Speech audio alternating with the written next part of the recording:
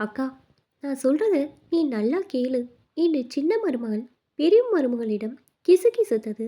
வீட்டினுள் நுழைந்த சுந்தரத்தின் காதில் விழுந்ததும் சற்று தயங்கி நின்று காதை கூர்மையாக்கினார். நம்ம மாமியார் மாரடைப்புல போய் இதோ 4 மாசம் ஆயிடுச்சு. அத்தை இருந்தப்ப மாமாவை அவங்களே கவனிச்சிட்டாங்க. இப்ப நாம தான். நாமும் எவ்வளோ நாளைக்கு தான் இப்படியே அவரையும் கவனிச்சுக்கிட்டு இந்த ஒண்டு குடுத்தனத்துல வாழ்றது? நாமும் மற்றவங்க மாதிரி தனியா வாழ வேண்டாமா என்று கேட்டாள் சின்னவள். அதுக்காக நம்ம புருஷங்க சம்பாதிக்கிற சம்பாத்தியத்துல இந்த டவுன்ல 4000 5000 வாடகை கொடுத்து தனியா போக முடியுமாடி? இது கவலையுடன் பெரியவள். முடியாதுதான். அதுக்கு தான் நான் ஒரு ஐடியா சொல்றேன். நம்ம புருஷங்க 2 பேரும் மாமா கடைக்கு போவாத இந்த 4 மாசத்துல கடையை நல்லா கவனிச்சு தொழிலை கற்றுக்கிட்டாங்க.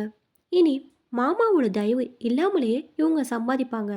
அதனால் மாமாவை முதியோர் இல்லத்தில் சேர்த்தலான்னு சொல்கிறேன் என்று அழுத்தமாக சொன்னாள் சின்னவள். என்ன சொல்ல வர்ற நீ? பெரியவள் புரியாமல் கேட்டார். ஐயோ, உனக்கு ஒன்றும் புரியாது. மாமாவை முதியோர் இல்லத்தில் சேர்த்துட்டா மேல் வீட்டில் வாடகை இருக்கிறவங்கள காலி பண்ணிட்டு நானும் அவரும் குழந்தையுடன் அந்த வீட்டில் தங்கிக்கிறோம். நீ மாமா பிள்ளைங்களோட இங்கேயே கீ வீட்டில் இருந்துக்கோ. என்ன புரியுதா? புரியுது. இதுக்கு நம்ம புருஷங்க ஒத்துக்குவாங்களா? கவலையுடன் கேட்ட பெரியவளின் முகம் பார்த்து அது நம்ம கையில் தான் இருக்குது என்று அழுத்தமாக சொன்னாள் சின்னவள். சுந்தரம் இடத்தை விட்டு கவலையுடன் அகன்றார். 2 வாரம் கழித்து ஒரு ஞாயிற்றுக்கிழமை காலை 2 மகன்களும் சுந்தரத்தின் எதிரில் வந்து தயங்கி நின்றார்கள். அவர்கள் தயங்கிய விதத்திலேயே தெரிந்தது மகன்களின் மனது. அப்பா, நாங்கள் உங்ககிட்ட முக்கியமாக கொஞ்சம் பேசணும். அவன் தயங்கிய பேச்சிலிருந்தே என்னவாக இருக்கும் என்பதை புரிந்து கொண்டார் சுந்தரம். சொல்லுப்பா. அப்பா, வந்து எனக்கும் 2 பிள்ளைங்கள் ஆயிடுச்சு. தம்பிக்கும் குழந்தை இருக்குது.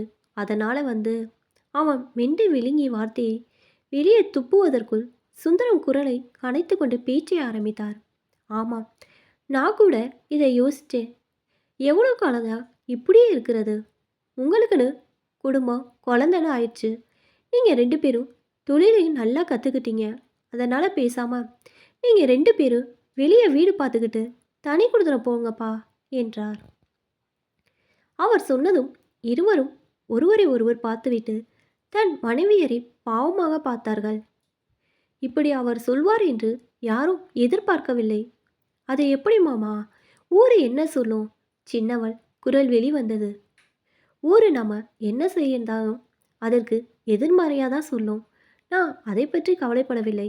இது என்னோட வீடு. நானும் என் மனைவியும் வாழ்ந்த வீடு. கடைசி காலத்தில் அவன் நினைவோடு நான் வாழ நினைக்கிறேன். எனக்கு பென்ஷன் வருது, மேல் வீடு வாடகை வருது. என் நண்பனுடைய பேரன் படிக்கிறதுக்கு இங்கே வந்து தங்கிடுறேன்னு சொன்னான். வேலைக்கு ஒரு ஆளை வச்சுக்கிட்டா போகுது. நீங்கள் கிளம்புற வழியை பாருங்க. சுந்தரம் சொல்லிவிட்டு நாளிதழை புரட்ட ஆரம்பித்தார்.